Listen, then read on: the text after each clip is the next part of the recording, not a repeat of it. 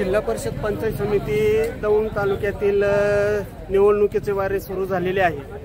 बोरीपारधी केडगाव आणि वरवण पारगाव या दोन्ही जिल्हा परिषद गटाची एकत्रित बैठक या ठिकाणी आयोजित करण्यात आली होती। या ठिकाणी दौंड तालुक्याचे माजी आमदार रमेशप्पा थोरात, त्याचप्रमाणे वैशालताई नागवडे, वीर धवल जगदाळे, बाळासाहेब कापरे, नितीन दोरगे आदी राष्ट्रवादीचे पदाधिकारी या बैठकीला मोठ्या संख्येने उपस्थित होते। निवडणुका लागू झालेल्या आहेत आणि हे तुमची गटामध्ये पहिली बैठक आहे, संदर्भात काय सांगाल? जिल्हा परिषद निवडणुका जाहीर झालेल्या आहेत। अजून तारखा त्याच्या जाहीर व्हायच्या, त्या तारखा एक 4-2 दिवसात जाहीर होतील आणि आचारसंहिता लागेल। परंतु आम्ही सगळ्या कार्यकर्त्यांनी तालुक्यातल्या ठरवले आणि दादांच्या नेतृत्वाखाली राष्ट्रवादी काँग्रेस पक्षाचे जे काय उमेदवार उभे करणार आहोत आणि ते उमेदवार अतिशय सक्षम आणि सदृढ करणार आहोत, जेणेकरून गेल्या 5 वर्षापूर्वी जे निवडणूक ज्या पद्धतीनं आम्ही लढून देदीप्रेमान असं विजय मिळवला, त्याच्यापेक्षाही जास्त पुढे जाऊन आम्ही चांगला विजय मिळवण्याचा प्रयत्न या उद्याच्या निवडणुकीमध्ये 100% करणार आहोत। त्याच्यात कुठेही आमचे कार्यकर्ते कमी पडणार नाही।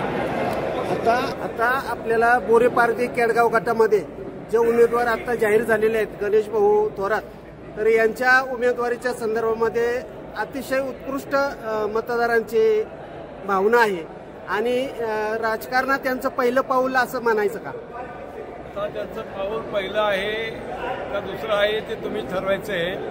ते लोक जे काही निर्णय घेतील, लोक जे काही ठरवतील ते आम्ही सगळे मान्य करणार आहोत। त्याच्यात कुठेही आमचा काही दुमत नाहीये। येणाऱ्या जिल्हा परिषद निवडणुका राष्ट्रवादीच्या माध्यमातून आपण लढवत आहोत आणि चांगल्या प्रकारे वातावरणही आज निर्माण झालेलं आहे।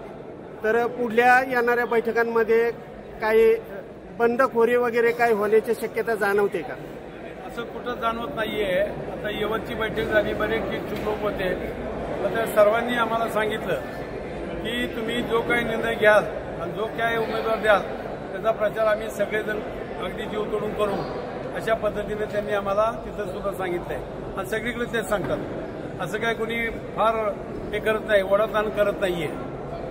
राष्ट्रवादीच्या माध्यमातून येणाऱ्या जिल्हा परिषद पंचायत समितीच्या निवडणुकीच्या संदर्भामध्ये तालुक्यातल्या मतदारांना काय आव्हान करायला लागतं तुम्ही? काही नाही, तालुक्यातल्या सर्वसामान्य लोकांची जी काही छोटी मोठी कामं असतात ती कामं होणं फार गरजेचं असतं आणि त्याला पंचायत समिती सदस्य असेल, जिल्हा परिषद सदस्य असेल किंवा जिल्हा परिषदेचे पदाधिकारी असतील, पंचायत समितीचे सभापती उपसभापती असेल, यांच्यावर फार मोठी जबाबदारी असते आणि त्यांनी ठरवलं एक लोकांना न्याय द्यायचा आणि लोकांची छोटी मोठी कामं झाली पाहिजेत, ती करण्याचा प्रयत्न आम्ही सगळ्यात जास्त करणार आहोत।